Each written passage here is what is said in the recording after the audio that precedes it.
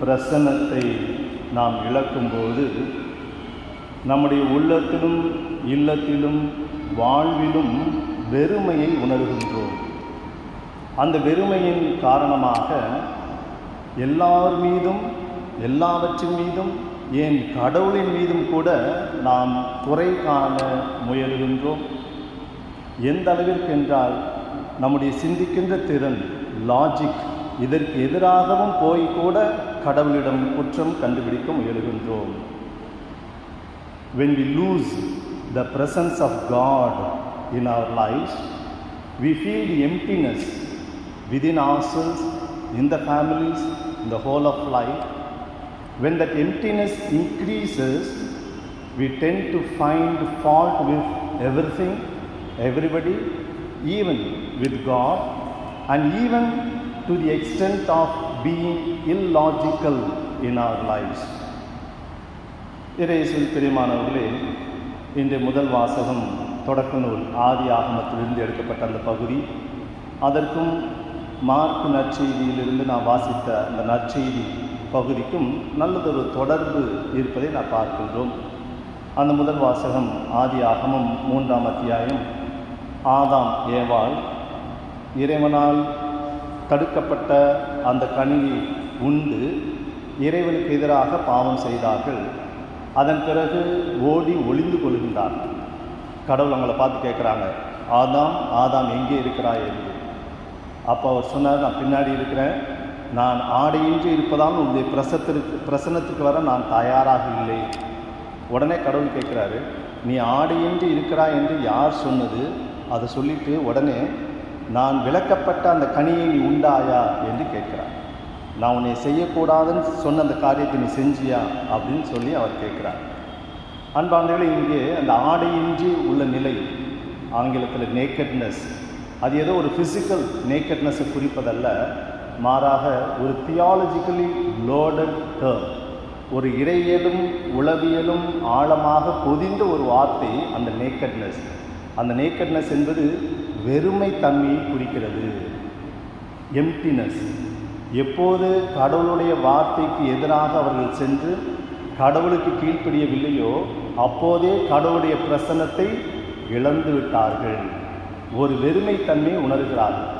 அதுவரைக்கும் ஆதாம் ஏவாளும் கடவுளோடு ஏதோ நம்ம 2 பேர் ஃப்ரெண்ட்ஸ் பேசிக்கிற மாதிரி பேசினாங்க. அந்த ஏதேன் தோட்டத்தில் வாக் போனாங்க. அஃப்கோர்ஸ் இதெல்லாம் ஒரு உருவகம், ஒரு மெட்டஃபாரிக்கல் வே ஆஃப் எக்ஸ்பிளைனிங்.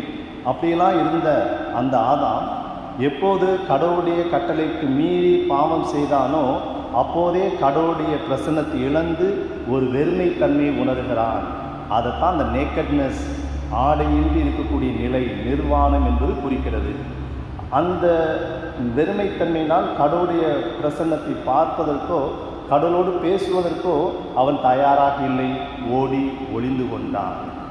அதுவரைக்கும் அவன் ஓடி ஒளியவில்லை. கடவுளோடு இயல்பாக பேசினான்.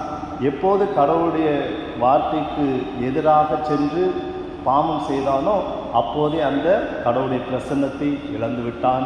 ஒரு வெறுமை, எம்ப்டினஸ், சென்ஸ் ஆஃப் வேக்யூம், அதை அவன் உணர்கிறான்.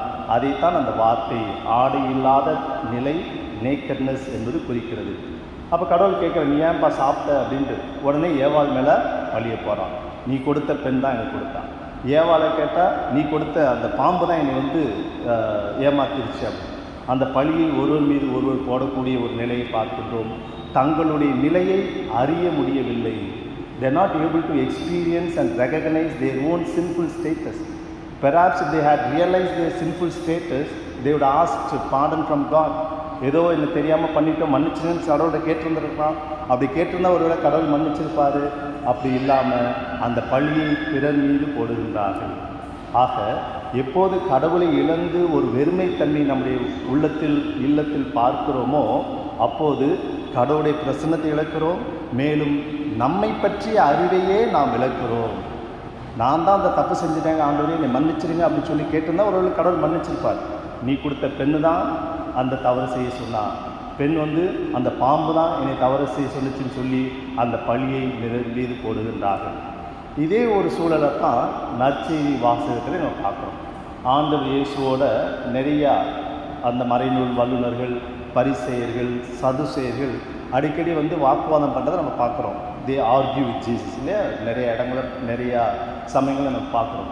இன்றைக்கி அது மாதிரி சொன்னது, இயேசு மக்களுடைய பிணிகளை போக்குகிறார், பேய்களை ஓட்டுகிறார்.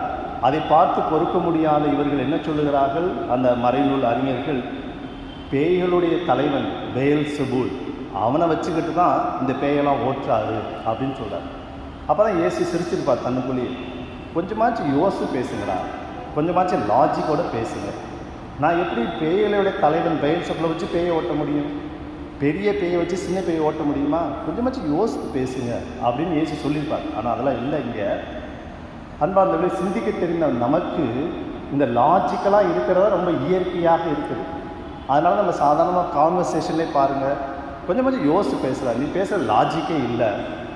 ஏன்னா we are all thinking beings, சிந்திக்க தெரிந்த மனிதர்கள்.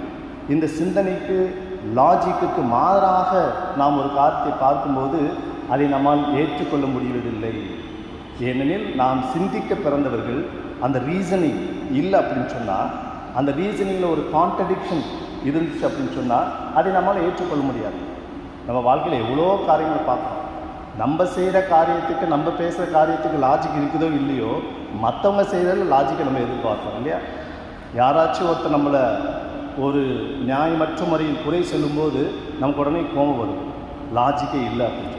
ஆனால் நாம் லாஜிக் இல்லாமல் பேசுவோம், நம்ம லாஜிக் இல்லாமல் மற்றவங்களை குறை சொல்லுவோம், அது வேறு விஷயம். சரியா? அதே போல் தான் இங்கே இந்த மறைநூல் வல்லுநர்கள் இயேசுவின் மீது குறை சொல்லும்போது, குற்றம் சொல்லும்போது அந்த லாஜிக்கை மறந்து விட்டார்கள். ஏனெனில் கடவுளை ஏற்காத ஒரு நிலையில் ஒரு வெறுமைத்தன்மை அவரிடம் இருக்கிறது.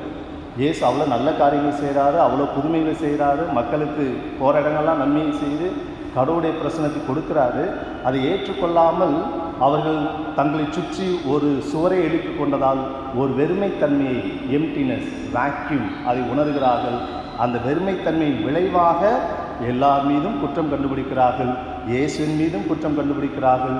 அதுவும் இல்லாஜிக்கலாக ஒரு குற்றத்தை கண்டுபிடிக்கிறார்கள். அன்பார்ந்தவர்களே, எவ்வளவு உண்மை நம்முடைய வாழ்விலும் யதார்த்தத்திலும் இந்த காரியத்தை நம்மால் உணர்ந்து பார்க்க முடிகிறது. இன்று நவீன உலகம், சமுதாயம் எத்தனையோ விதங்களில் வளர்ச்சி அடைந்து விட்டது. அறிவிலும் சரி, அல்லது வசதிகளிலும் சரி, அல்லது எல்லா துறைகளிலும் வளர்ந்து விட்டது. ஆனால் அதே சமயம் துரதிர்ஷ்டவசமாக உள்ளே இருக்கக்கூடிய அந்த வெறுமையும் வளர்ந்து கொண்டிருக்கிறது. உள்ளே இருக்கக்கூடிய அந்த வேக்யூம், சென்ஸ் ஆஃப் எம்டினஸ், அதுவும் வளர்ந்து கொண்டிருக்கிறது. எனவே தான் வாழ்க்கையில் எவ்வளவு விதமான அங்கலாய்ப்புகள், எவ்வளவு விதமான ஸ்ட்ரெஸ், எவ்வளவு விதமான ஆங்ஸைட்டி, அந்த வெறுமைத்தன்மை அதிகமாகும்போது ஒரு சிலர் நிறைய நல்ல வேலை இருக்கிறது, நல்ல பணம் இருக்கிறது, நல்ல குடும்பம் இருக்கிறது, இருந்தும் கூட அந்த வெறுமைத்தன்மையினால் வாழ்க்கையே முடித்து கொள்ளக்கூடிய ஒரு சோகமான நிலை, தங்களுடைய சூசைட் பண்ணிக்கக்கூடிய நிலையை நாம் பார்க்கின்றோம். அதற்கு காரணம் அந்த வெறுமைத்தன்மை. அந்த வெறுமைத்தன்மை அதிகமாகும்போது வாழ்க்கையில் நாம் ஒரு முழுமையை, நிறைவை அனுபவிக்க முடிவதில்லை. அந்த வெறுமைத்தன்மை அதிகமாகும்போது எல்லாவற்றிலும் எல்லோரிலும் குற்றம் கண்டுபிடிக்கின்றோம். கடவுளுக்கும் கூட, கடவுளுடைய செயல்களிலும் கூட நாம் குற்றம் கண்டுபிடிக்கின்றோம். அதுவும் நம்முடைய சிந்திக்கின்ற திறனுக்கு மாறாக, எதிராக போய்கூட குற்றம் கண்டுபிடிக்கக்கூடிய ஒரு சூழலை நாம் பார்க்கின்றோம். கடவுளை இழக்கும்போது அன்று ஆதாம் ஏவாளாக இருந்தாலும் சரி, அல்லது நற்செய்தியில் நாம் பார்க்கக்கூடிய அந்த மறைநூல் அறிஞர்களாக இருந்தாலும் சரி, நவீன உலகத்தில் வாழ்ந்து கொண்டிருக்கக்கூடிய நாமாக இருந்தாலும் சரி, கடவுளை இழக்கும்போது வெறுமைத்தன்மை தான் மிஞ்சி நிற்கும். Whether it was Adam and Eve, or whether the gospel Pharisees or Sadducees, or even our own people in the modern times, when we lose God, we experience only the vacuum and emptiness within our lives. Shakespeare அருமையாக தன்னுடைய நாடகத்தில் சொல்வார், our life is a sad story told by an idiot full of noise signifying nothing. நம்முடைய மனித வாழ்க்கை என்பது ஒரு சோகமான கதை. ஒரு சந்தோஷமான கதை ஸ்டோரியாக இருந்தாலும் அது கொஞ்சம் வாசிக்கலாம், சந்தோஷம், மகிழ்ச்சி இருக்குது. சோகமான கதை, அதுவும் முட்டாள் சொன்ன கதை. ஒரு அறிவாளி சொன்னால் அதில் ஏதோ அர்த்தம் இருக்கும். முட்டாள் சொன்ன கதை, வெறும் வார்த்தைகள் இல்லாமல் சப்தங்கள் மட்டுமே நிறைந்த ஒரு கதையாக நம்முடைய வாழ்வு மாறிவிடுகிறது என்று சொல்லுகிறார். கடவுளை இழக்கும்போது நம்முடைய வாழ்வு ஒரு சோகமான கதையாக, முட்டாள் சொன்ன கதையாக, வார்த்தைகள் அர்த்தமே இல்லாமல் வெறும் சப்தங்கள் மட்டுமே நிறைந்த ஒரு கதையாக மாறிவிடும். அப்படி மாறாமல் இருக்க நாம் கடவுளை தேடுவோம், கடவுளுக்கு கீழ்ப்படிவோம். அப்போது கடவுளுடைய பிரசன்னத்தை நாம் உணர்வோம், வாழ்க்கையில் நிறைவு உணர்வோம்.